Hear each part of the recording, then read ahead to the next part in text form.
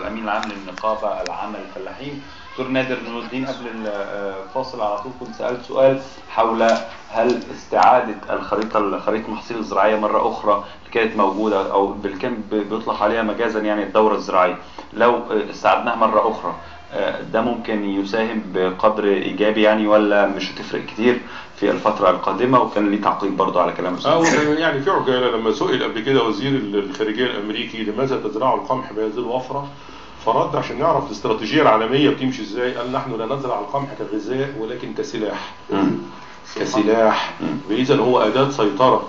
منظمه الاغذيه والزراعه لما اعلنت ان الغذاء سيزيد اسعاره في العام القادم بنسبه 30%، اعلنت كمان كده فقره اضافتها معاها ان غذاء اليوم هو سلاح الغد. يعني بمعنى ان الغذاء بكره هيبقى سلاح، هيبقى وسيله ضغط، هيبقى وسيله ترويض لبعض الدول للدوران في فلك الدول الاخرى. ذكرت تصدير الارز وكيف كان قرار التصدير، والغريب من هذا أن يعلن الوزير التجارة والصناعة السابق أنه تعمد وقف تصدير الأرز لكي يخسر الفلاح من زراعة الأرز فيقلع عن زراعته، وهو الذي أقسم باليمين الدستورية بأن يرعى مصالح الشعب رعاية كاملة. فأي رعاية هذا أو تآمر. دي حاجة. الحاجة الثانية ما ينفعش أخفض مساحة الرز من 2.2 مليون فدان إلى 1 مليون فدان فجأة، رغم ان هذه التقديرات خاطئه، لان احنا نعمل اكتفاء ذاتي بتاعنا من الرز من 1,400,000 فدان الى 1,450 كمان.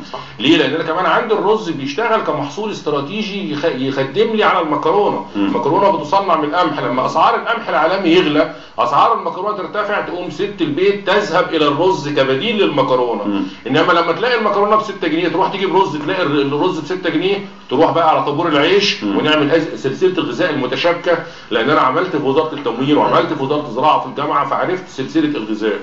الحاجه الثالثه ده اللي يوصلنا ان الخساره المتتاليه للفلاح او الربحيه الضئيله اللي يحصل عليها، يعني لو من محاصيل معينه بتخليه يقلع عنها، بالذات المحاصيل الحقليه. يعني اللي بيزرع الخضروات اهو بيمسك نفسه، سنه الطماطم تديله عالي قوي وسنه تنزل شويه، انما الفاصوليا، انما الغالبيه دول كلهم يعني الخضروات اللي في مصر 700,000 فدان ولا حاجه، انما بقيت بقى ال7 مليون فدان محاصيل.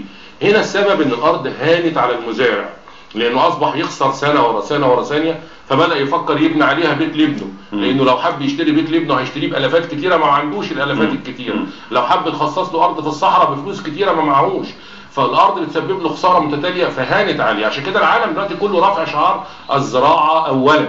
الزراعه اولا تاخدنا الى الدوره الزراعيه واعاده هيكله السياسه الزراعيه. الدوره الزراعيه كانت بتعمل ايه؟ اولا احنا عندنا في مصر سمه مش ميزه، سمه من سمات الاراضي الزراعيه التفتيت الملكيه.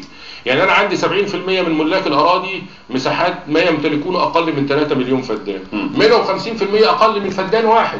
اذا انا بتعامل مع مساحات مفتته. الدوره الزراعيه كانت بتعمل تجميع ان القريه دي كلها هتزرع قمح، القريه دي كلها في الصيف هتزرع قطن. هنا بقى اتغلبت على تفتيت الملكيه، ان حولت الى الاف الافدنه بتاعت القريه او الحوشه او الحوض ده كله بيزرع محصول واحد. هنا لو حبيت اعمل مكانه، لو حبيت اعمل تسويه حصاد تبقى سهله بقى، عمليه موجوده. الحاجه الثانيه الدوره الزراعيه دي من الحاجات المهمه اللي احنا عايزين نرجعها وبنخطط نرجعها. بتعمل ايه؟ محصول مستنزف للتربه، مجهد للتربه، بياخد منها عناصر غذائيه كتيره، يوم يعقبه محصول مفيد للتربه، بيخصب التربه فبيزيد خصوبتها فيعيد اليها ما فقدوا. محصول يصاب بشده بالامراض يعقبه محصول مقاوم للامراض فلا يتوطن المرض في التربه. يبقى بتعمل تجميع، بتعمل حفاظ على خصوبه التربه، بتعمل عدم تدهور للتربه، عدم توطن للامراض، وبتغلبنا على تفتيت الملكيه وبتدي ربح اكتر للمزارع. وده اللي كانوا عايزين يعملوه في النظام السابق، بس كانوا عايزين يعملوه بجهاله، ان هو يروح يتعاقد مع شركات كوريه وصينيه تيجي هي تدير الارض المصريه، فتاخد انت ملكك الارض ملكك ما قلناش حاجه، بس انا هاخدها منك واديرها لك وتبقى انت اجير عندي. الفلاح لازم يفهموا فكر المزارع ازاي، لا يمكن يرضى انه يشتغل اجير في ارضه.